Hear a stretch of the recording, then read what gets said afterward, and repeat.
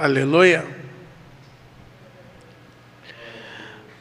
Deus é bom, né? Diga, Deus é bom.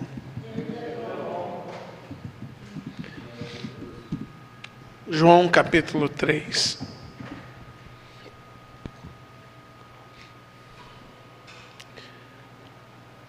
Abra sua Bíblia em João capítulo 3.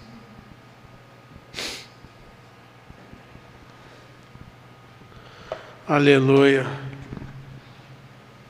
Diga, Deus é bom. Deus é bom.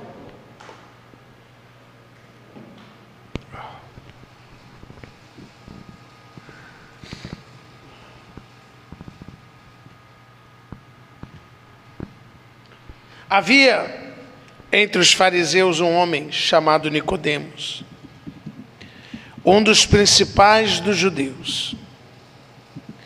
Este foi de noite se encontrar com Jesus e disse: Mestre, sabemos que ensinas da parte de Deus, pois ninguém poderia fazer esses sinais miraculosos que tu fazes se Deus não fosse com ele. Jesus respondeu: em verdade vos digo que quem não nascer de novo não pode ver o reino de Deus. Perguntou-lhe Nicodemos: como pode um homem nascer sendo velho? Poderá voltar ao ventre da sua mãe e tornar a nascer? Jesus respondeu: em verdade eu vos digo que aquele que não nascer da água e do Espírito não pode entrar no reino de Deus.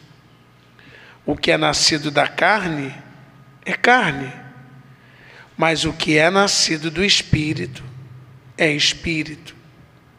Não te maravilhes de eu ter dizer: necessário vos é nascer de novo.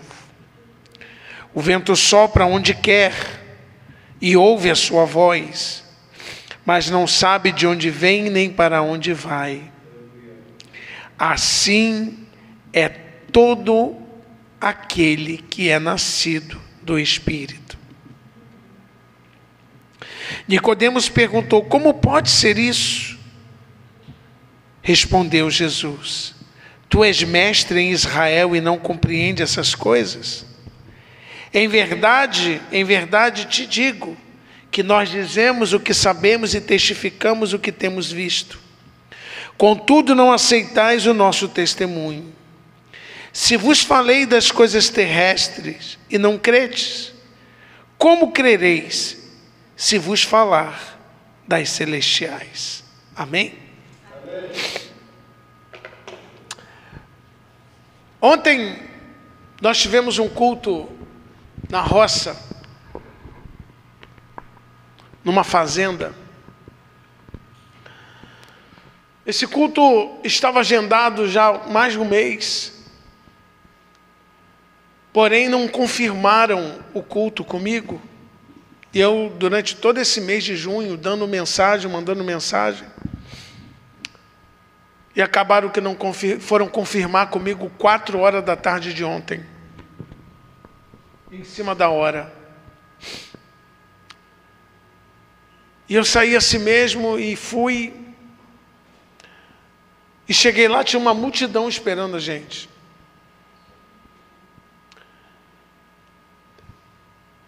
E desde esse culto eu estou pensando e analisando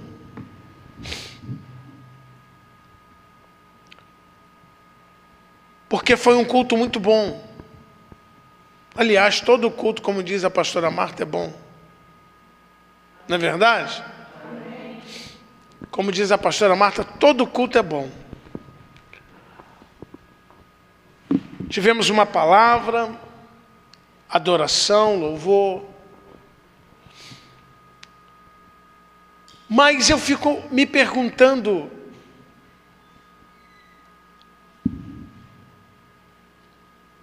o que nós estamos fazendo.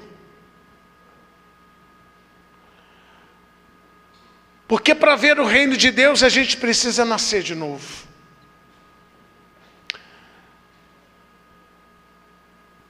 E muitos, às vezes, estão dentro dos cultos, porém, muitas vezes é como se estivesse num local de encontros, num local de reunião, e a gente, sociais. Vem aqui, numa reuniãozinha social, vou ouvir uma palavra, vai ter um louvor. Mas isso não basta para a gente ser salvo. O que nos leva à verdadeira salvação é um nascer de novo. Jesus disse isso para um mestre da lei em Israel, Nicodemos. Ele era um dos fariseus, cuidadores da lei ali, guardador do templo. A Bíblia fala que ele era fariseu. Que foi até mesmo à noite visitar Jesus, porque ele tinha medo de ser visto pelas pessoas conversando com Jesus. E ele estava assim meio encafifado. Eu não sei se essa palavra vocês conseguem entender, não sei se é uma gíria da minha família.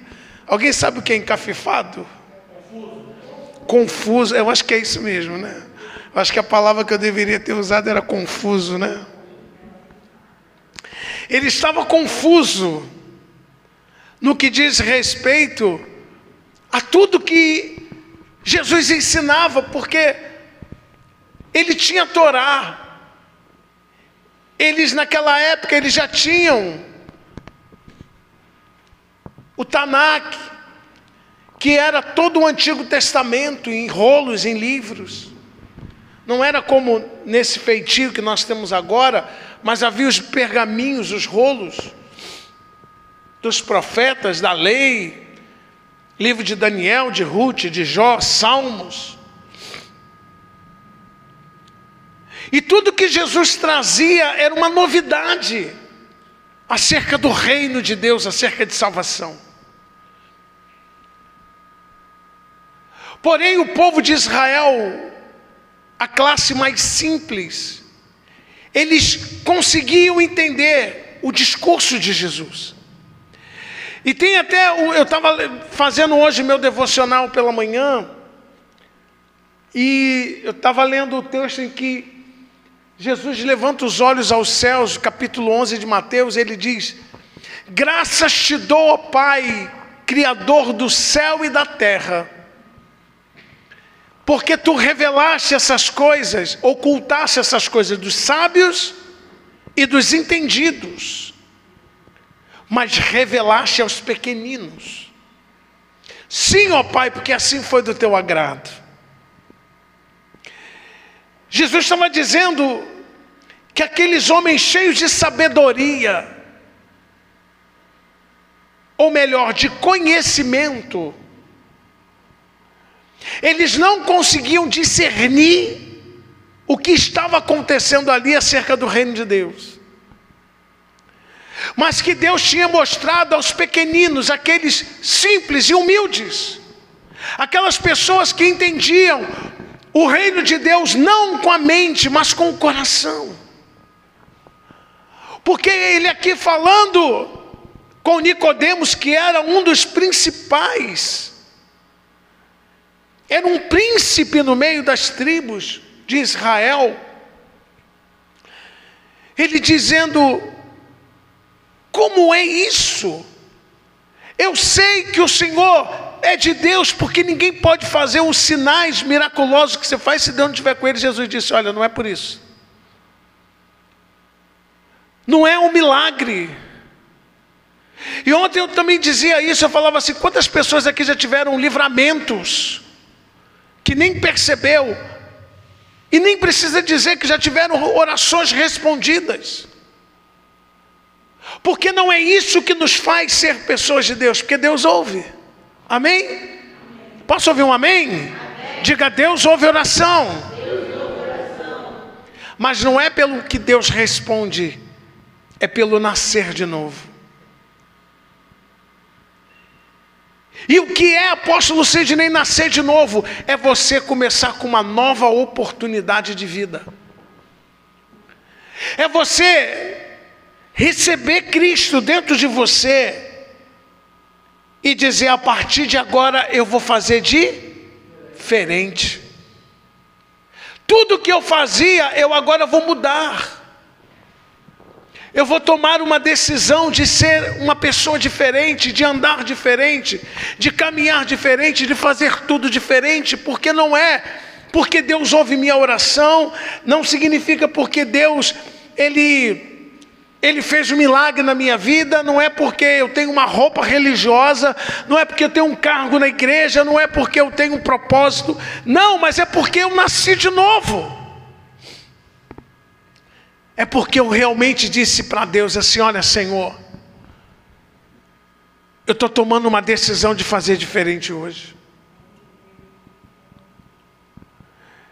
E isso cancela todo o social, cancela a sua habilidade intelectual, isso cancela todo o conceito humanístico, todo o conceito de um aprendizado sem espírito, sem nada, uma coisa seca, letra. Mas isso também chancela a unção do Espírito, do quebrantamento, do entendimento espiritual, amém? Amém. Isso também é algo que vai nos chancelando o novo nascimento. O novo nascimento vai trazendo para nós a validação de que nós podemos entrar no reino de Deus. O novo nascimento, a nova oportunidade, o novo estilo de vida, a nova maneira de encarar Deus. De ter um coração quebrantado, de ter um coração contrito, de conseguir romper as barreiras religiosas e poder entrar numa atmosfera espiritual com o coração quebrantado, com o coração todo contrito, arrependido, e dizer para Deus, olha Deus, eu estou aqui, Tu és o meu Pai, eu sou Teu, a minha vida é Sua, eu quero o céu, que o céu desça sobre mim, que a glória de Deus se manifeste, porque eu vou morar na Nova Jerusalém. Você pode aplaudir o Senhor por isso. É isso que nos chancela, é isso que nos valida. O fato de a gente ter uma capa religiosa, o fato da gente ter um cargo, o fato da gente estar sentado numa igreja assistindo um culto socialmente, não vai nos chancelar, não vai nos confirmar, não vai nos validar para que venhamos entrar no reino de Deus, e nem mesmo vê-lo.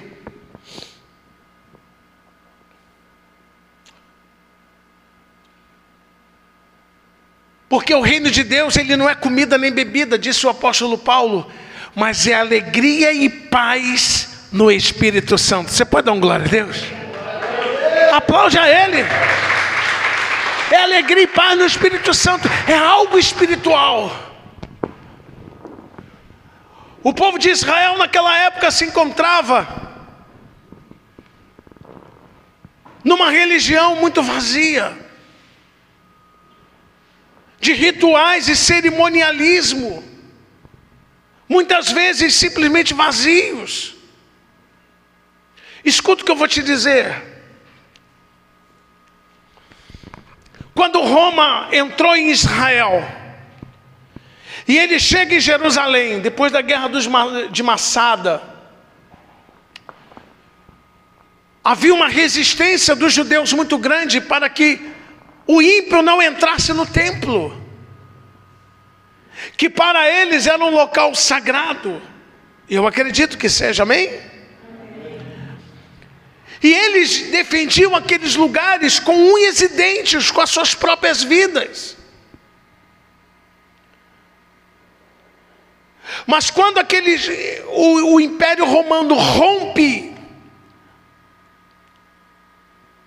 a barreira dos judeus de defender aquele lugar, e eles entram, e eles passam para dentro das cortinas do Santo dos Santos, o que é que eles encontram? Nada. Já não tinha mais a Arca da Aliança, que era o que representava a glória de Deus. Porque na Arca da Aliança havia uma luz, até a gente simula isso aqui para ensino, isso é bom.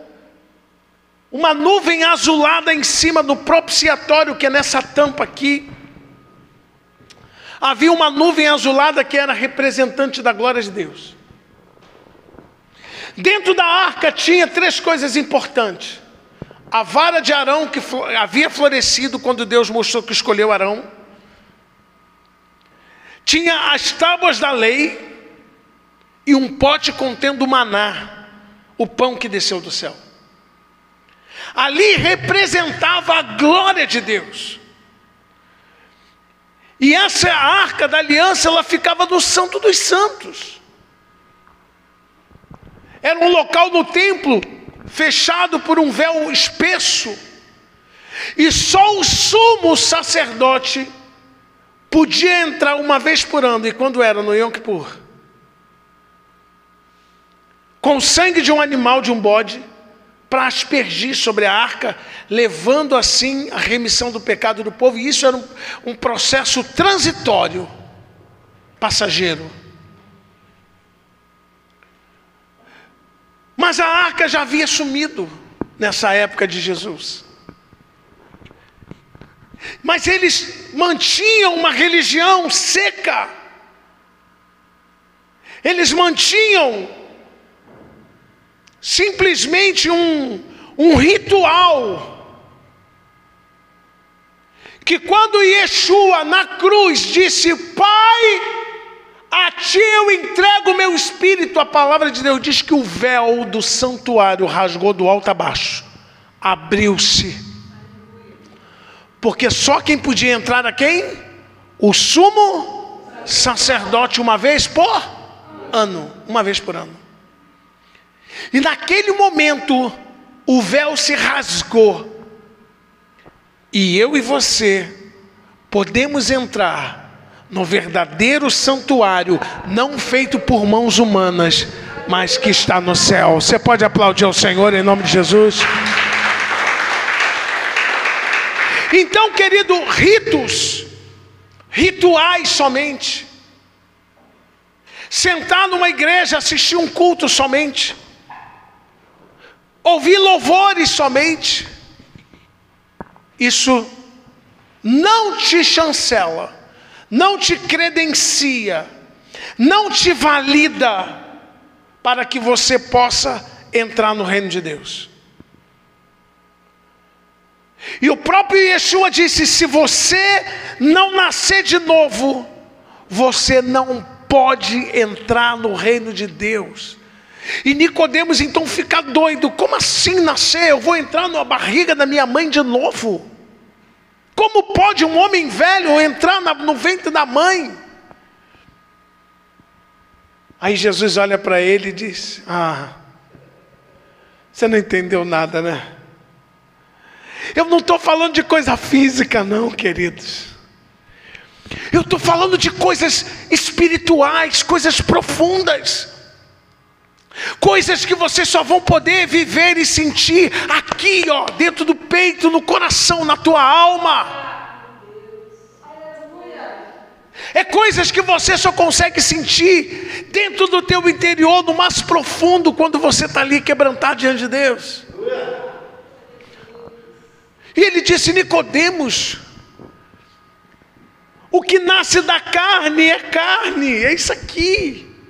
Eu não estou falando que você tem que nascer da carne, eu estou falando que você tem que nascer daqui, ó, do Espírito, do entendimento, na unção, no avivamento de Deus dentro do coração. Então, pelo simples fato de um sentar, né, tem gente até que senta e dorme, até ronca. Aí, ó, fica de pé, varão, você está roncando de boca aberta. Eu estou vendo aqui. Tu está até de boca aberta. Então, o fato da gente sentar numa igreja, assistir um culto, não venha para cá assistir culto. Não venha. Apóstolo, mas o senhor não quer que a gente venha assistir o culto? Não, eu quero que você venha prestar o seu culto a Deus. Aplaude ao Senhor. O seu culto para Deus. Quando a gente está cantando aqui, deixa o céu descer, você tem que estar dizendo para ele assim: ah, Senhor, eu quero o céu. Isso é você prestar o seu culto a Deus. É muito mais de poder dizer assim: ah, eu vou para a igreja, mas poxa, esse louvor eu não gosto muito não, eu gosto do outro. Ah, eu gosto mais quando canta aquela música. Não, querido, você vem prestar o seu culto, a sua adoração a Deus. É isso que vai chancelar você. É isso que vai te credenciar. É isso quem vai confirmar você. Estou tentando usar todas as palavras possíveis. É isso que vai validar você, que vai carimbar o teu passaporte para que você entre no reino de Deus. Fora isso, querido, tudo que a gente vai viver é teatro. Porque se você não consegue entrar no reino de Deus pela sua adoração, pelo seu coração quebrantado, pelo desejo de entrar em Deus, está faltando alguma coisa para você. E talvez o que esteja faltando seja um nascer de novo. E eu confesso a você que eu tenho ficado muito incomodado. Eu tenho conversado com minha esposa em casa, que é uma das coisas que muito me incomodam hoje na igreja atual. É a falta do compromisso com Deus. Não com a igreja, não com o apóstolo, não com o pastor, mas com Deus. Da veracidade, da intensidade da vida com Deus.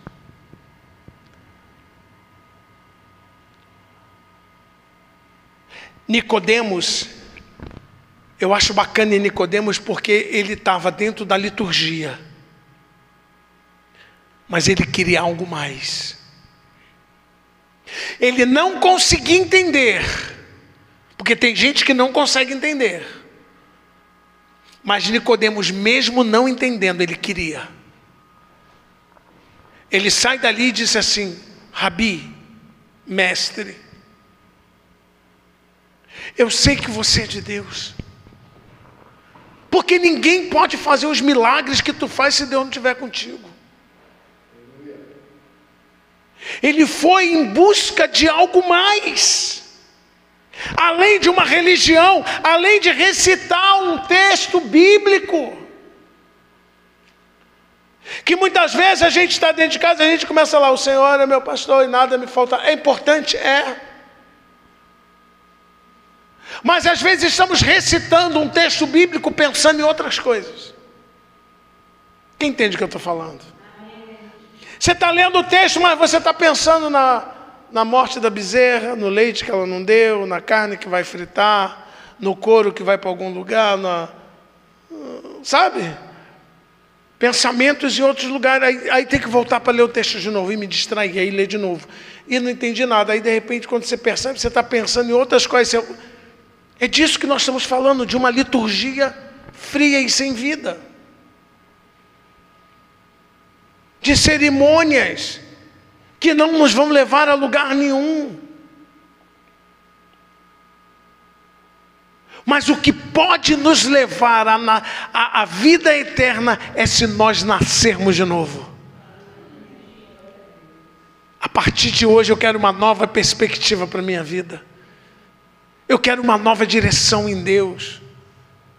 Eu vou orar, eu vou jejuar, eu vou buscar Deus, eu quero a glória de Deus, eu quero que Deus me direcione, eu quero que Deus seja o meu rei. Eu vou abrir a boca e vou dizer: Pai nosso que está no céu, reconhecendo que Ele é o meu Pai, amém? Vou dizer: santificado seja o seu nome, porque dentro de mim eu vou entender que Deus é santo.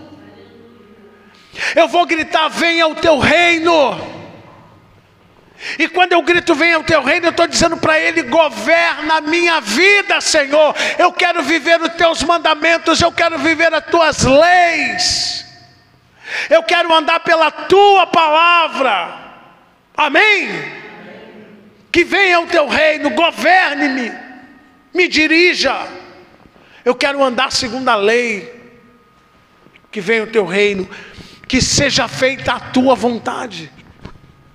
Isso é uma maturidade, é você conseguir entender que as coisas não serão como você quer, mas como Deus quer.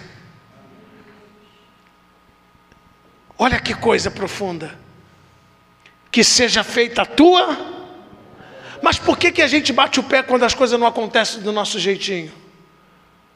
Por que a gente fica com birrinha com Deus? Por quê? Por que a gente faz biquinho se Deus muitas vezes não ouve a nossa oração? Não nos responde?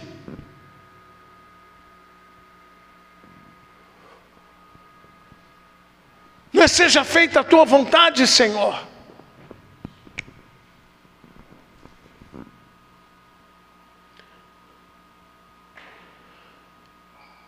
E a coisa é muito profunda.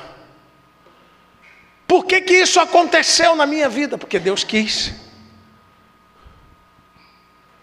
Por que essa situação aconteceu? Porque Deus quis. Por que eu estou passando por isso? Porque Deus quis. Às vezes Deus quer nos ensinar algumas coisas.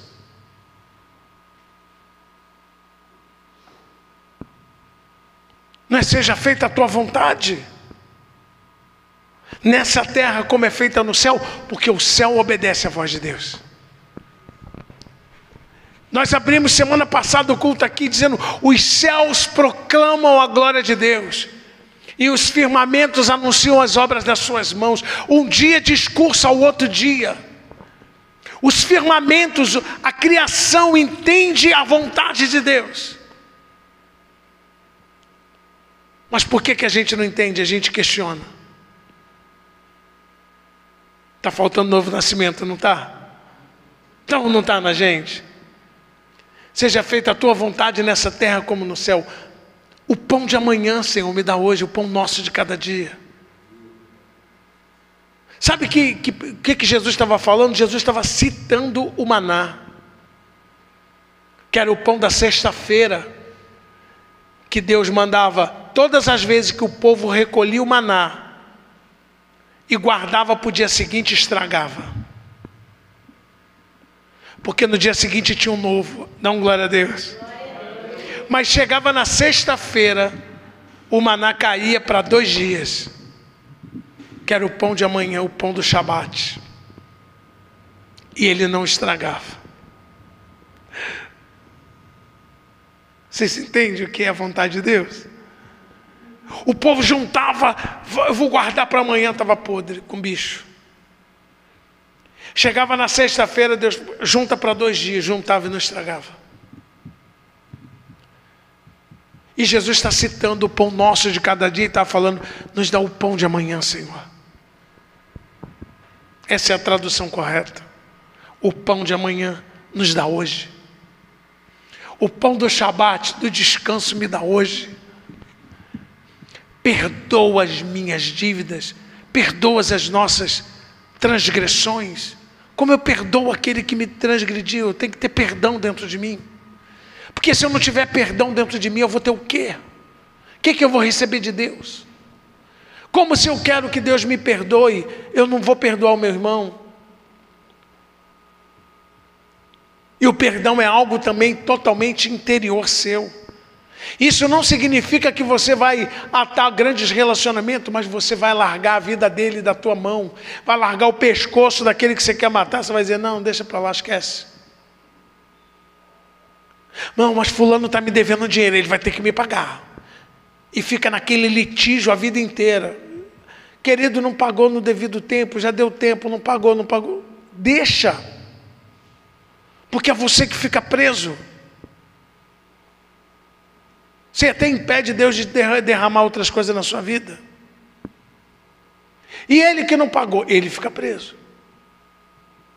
Vocês entendem isso? Assim como nós perdoamos aos nossos devedores. Yeshua estava citando Yom Kippur, o dia do perdão. E não nos deixe comer a isca, não nos deixe cair na tentação, não nos deixe fazer aquilo que Satanás prepara todos os dias para nós. Livra-nos do mal. Quando a gente nasce de novo, a gente entende essa oração, que para muitos é uma reza. As pessoas ficam assim: Pai nosso, está no céu, santificado seja o teu nome, venha a teu reino, amém, glória a Deus, saiu dali, xinga um monte de palavrão, mata um, bate no outro, espanca o outro, trai a mulher. Quem entende o que eu estou falando? Adiantou orar o Pai Nosso? Adiantou? Não adiantou fazer esse tipo de oração. Porque o reino não está dentro. O reino de Deus precisa estar inculcado em nós, gravado em nós. O reino de Deus precisa estar dentro do nosso coração, marcado. Amém? Amém. O reino de Deus precisa estar dentro de nós. Por isso Jesus disse: o reino de Deus não vem com visível aparência, ele está dentro de você. Nascer de novo é isso. É conseguir colocar o reino de Deus dentro da gente. É viver debaixo desse reino. Não um reino corrupto, como a gente vê nos dias atuais aí, não. Mas de um governo celestial bom. Escute o que eu vou te dizer, nós vamos terminar. É o reino. É aquele reino que não vai te abandonar nunca. Não é um reino corrupto, mas é um reino que até as coisas ruins, Paulo diz que todas as coisas cooperam para o bem daqueles que o quê? Daqueles o quê? Fala forte, daqueles que amam a Deus. E o que é amar a Deus se não é isso que eu estou dizendo para vocês? É ter compromisso, é ter coração quebrantado, é dizer: vem teu reino. Então até as coisas, quando a gente diz que seja feita a tua vontade, ainda que não seja aquilo que a gente quer, ela coopera para o bem. No final você vai dizer assim: meu Deus, isso tudo cooperou para alguma coisa. Não pensa você que o deserto que você passou ou esteja passando, ou a dificuldade que você está passando agora, é para te destruir, porque não é. Mas apóstolo, o senhor não sabe a dor que eu senti. Eu já perdi um filho, apóstolo. Deus sabe, ele perdeu o dele também. Aonde Deus estava quando eu perdi meu filho? No mesmo lugar que ele estava quando perdeu dele. Vocês entendem o que eu estou dizendo? E muitas vezes até a pior dor que você sinta, ela serve para quê? Para preparar você para coisas muito maiores lá na frente. E quando chegar na frente você vai dizer: não é que isso me colaborou agora? Ontem eu chorei, mas hoje eu estou saltando de alegria. Eu tive uma perda. Você teve uma perda ou foi um livramento? Na hora às vezes é perda para você, mas às vezes quando você vai ver, se tornou um livramento. Dê um aplauso ao Senhor por isso. Então, quando você nasce de novo, você tem noção do que é o reino de Deus. Que vou repetir o texto que Paulo diz que não é comida e nem bebida. Paulo está dizendo, não é coisa material, mas é uma alegria. Olha para mim, é paz do Espírito Santo aqui, ó. O mundo está desabando. Está aqui. É nele que você vai ter a resposta. Fica de pé, em nome de Jesus.